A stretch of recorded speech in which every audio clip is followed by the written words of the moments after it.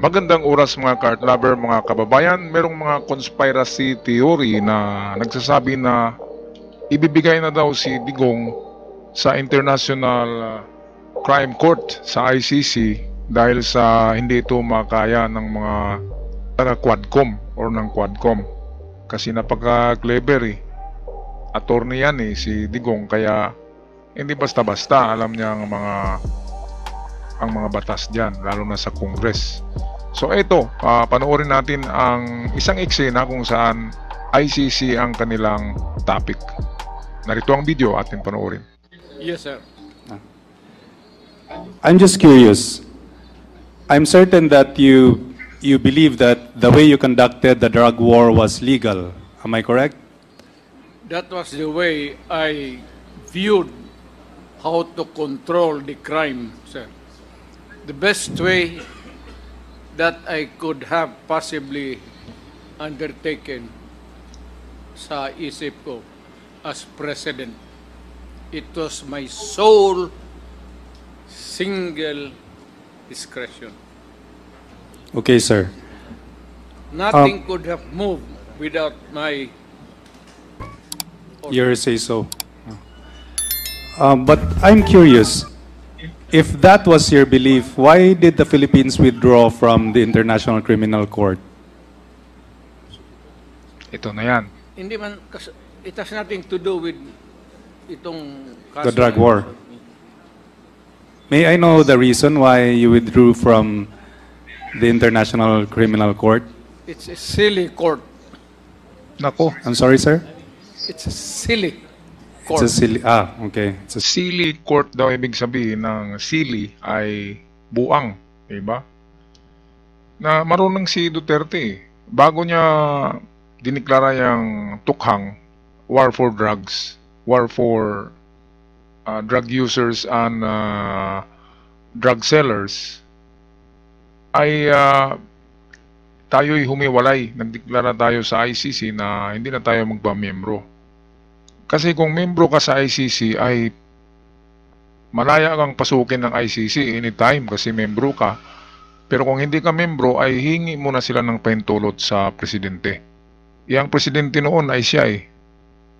Kaya hindi talaga makakapasok ang ICC sa panahon na ni Digong.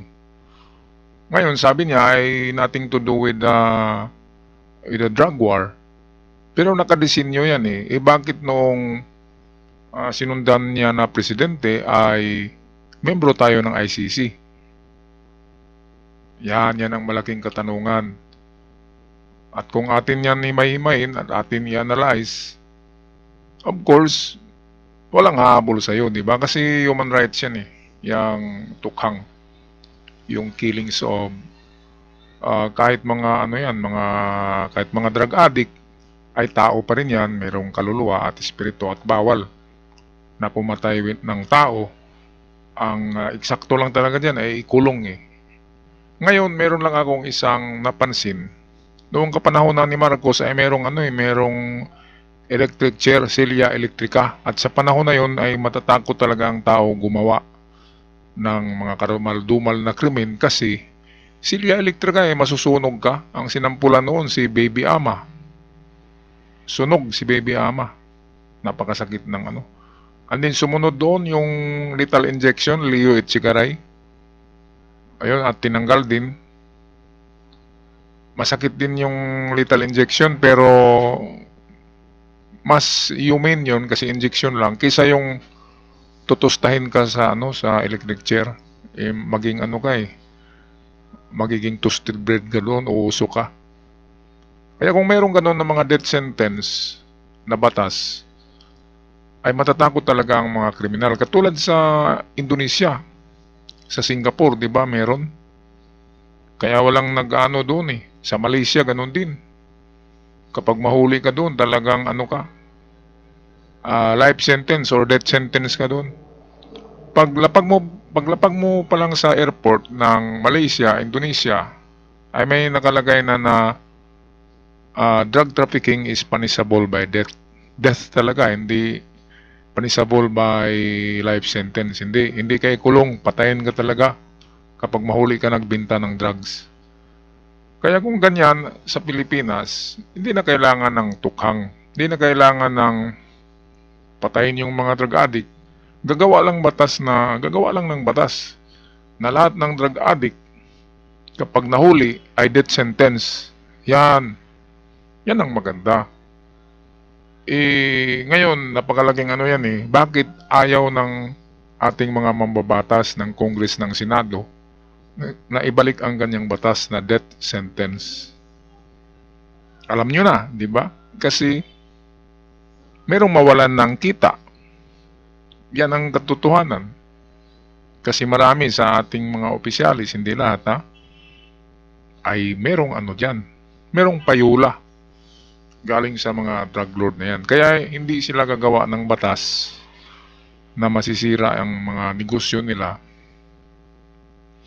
na ganyan ang mga negosyo na illegal. Kung ibabalik lang talaga ang death sentence, takot talaga ang mga takot ang mga rapist, takot ang mga nagbebenta ng drugs. Sa drugs i-focus ang death sentence. At saka sa iba pang karumal-dumal na krimen. Okay, so yan lang ang aking gusto, maibalik yun para hindi na tayo magtukhang-tukhang pa, hindi tayo mag-wage war against drugs. Ibalik lang yun at sigurado wala nang droga sa Pilipinas kasi pag nahuli, death sentence eh.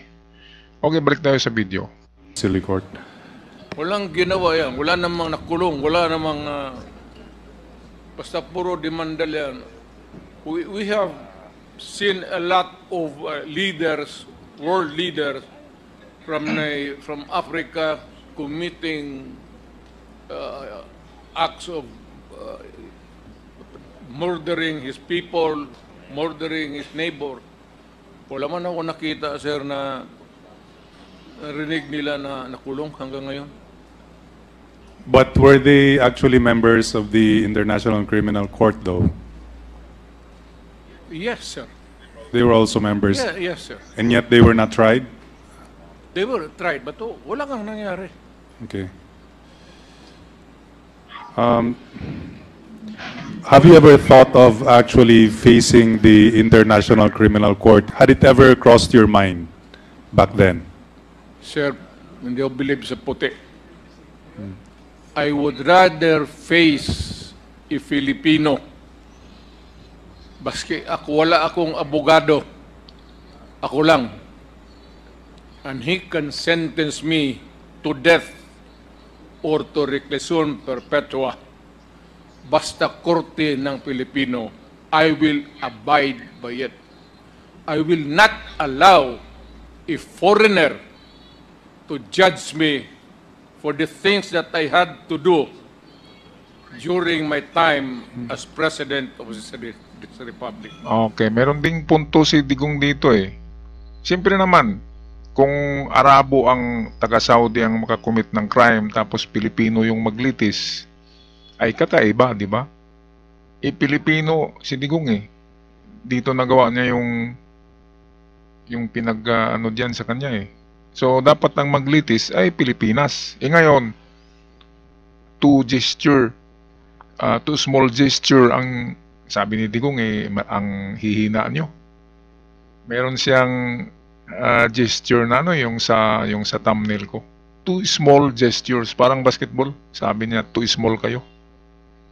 Wala kayong magawa sa akin. Kaya ang Quadcom, sa narinig ko ay nag-iisip na ipadala na daw sa papasukin na yung ICC kasi hindi nila kaya si Digong. Ang problema lang dito kay Digong ay takot siya sa puti. Hindi niya masabi na takot siya eh. Pareho talaga ang magkaibigan na ito, si Kibuloy at Digong. Si Kibuloy ganun din, takot din sa puti. Sabi ni Kibuloy, dito na lang ako harap ng kaso sa Pilipinas kaysa doon sa Amerika, sa FBI. Ano kayang merong sa puti? Bakit takot ito sila? Mahilig naman sila sa puti, mga kababayan. So anyway, diskresyon ni Digong ito eh. Wala tayong magawa. Ang sa akin lang ay kung imagine 3,000 na namatay sa tukhang 1,000 doon inosente. 2,000 ang mga traffickers at addicts. Pero, sabi ko naman, dapat ikulong yun, gagawa ng isang isla, i-reclaim ang isla, gawa ng maximum prison, ikulong doon hanggang sa life sentence ang pagkakulong. Di ba, kaysa barilin mo yan, kasalanan talaga yan. Yun lang naman sa akin. Hindi ako against sa hulihin yung mga drug addict na yan. Kasi mga salot yan eh. Pero kawawa naman talaga. Patayin mo, mawala ng hininga. Yung aso ko nga eh, nilason lang ng kapitbahay yung aso ko ay naiyak ako eh. Kasi kaibigan ko eh, ang aso ko. Lalo na yung mga kamag-anak na namatay. Kawawa naman. Kahit ganun yung mga anak nila ay ang iba naman kasi diyan ay may time din na magbago sila.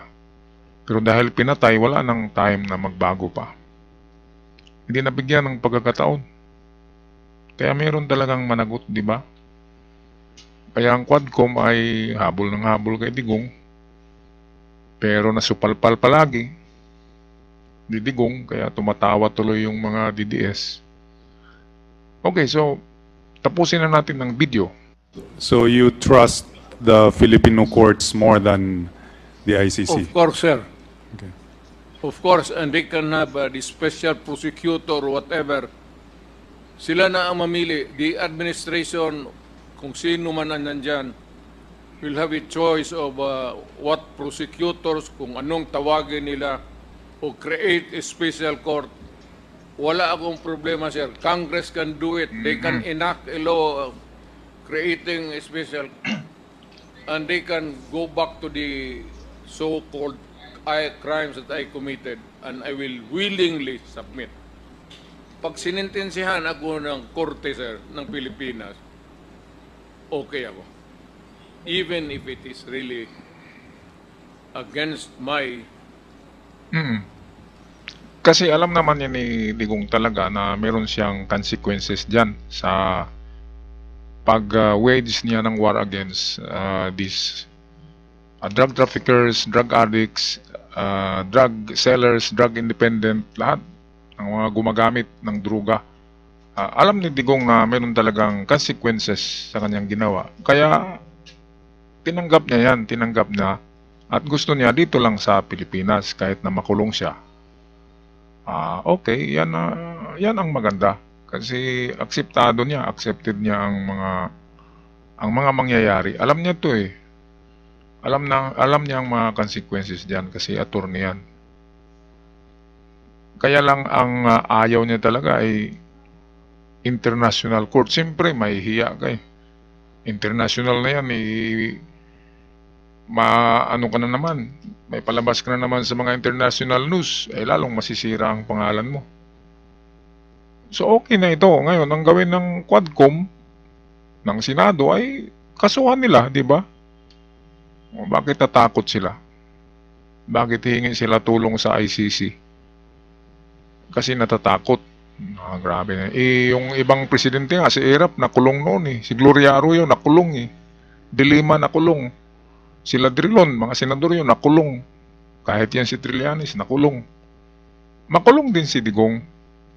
So, ang korte nila nga mag-ano niyan kung ilang taon, di ba? Hindi naman pwedeng habang buhay kasi matanda na yan. Merong parol yan. Merong bawas yan sa serbisyo. Okay, so ito, huling mga sinabi nila atin pakinggan. Okay, Mr. President.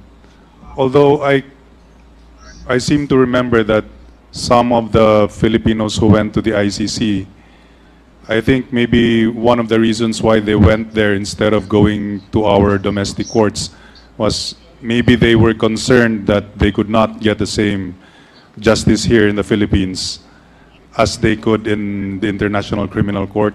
How would you reconcile that with your belief? Then they don't deserve to be Filipinos residing here.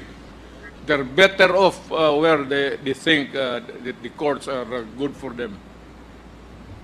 Hindi ako mag-surrender ng foreign court, sir. Never. I will not allow myself to take to place under jurisdiction of any court. Pilipino ako, mamatay ako ng Pilipino, makulong ako ng Pilipino before a competent judge, a competent prosecutor, and I have a defense counsel. Ang kagaya ng katabi ko, pati yung sa likod ko, they are all good, and I know that I will be acquitted. So sigurado pala si Digong na acquitted siya. Sa palagay ko ay hindi eh. Makulong din siya pero merong merong bawas sa terms ng taon, di ba? Kasi presidente yan, isa pa matanda na. Pero meron talagang consequences. Alam niya yan. Kahit yung sila irap, di ba? Merong mga attorney na magagaling yun eh. Pero kung ang kalaban mo ay presidente, katulad ngayon na magkalaban na sila ni PBBM, yan ang mahirap. Kasi presidente ang kalaban mo, ay makulong ka talaga. Kasi malaking ang binangga mo ay pinakamataas na ranggo sa Pilipinas. Okay, kaya atin na lang ipagdasal na magkaroon ng ng kasunduan kung anong maganda ay pag-usapan na lang. 'Di ba kaysa merong mga diyan, marami ang madadamay. Ang maganda talaga ay pag-usapan ng maganda. Okay, so ako'y magpaalam na. Comment nyo na lang ang inyong mga comments sa ating comment section, mga ka-TRs, mga ka-art lover, mga kababayan. Hanggang sa muli, huwag kalimutang mag-subscribe pala sa ating channel para palagi kayong updated. At like nyo rin at share ang ating mga videos. Maraming salamat. God bless us all.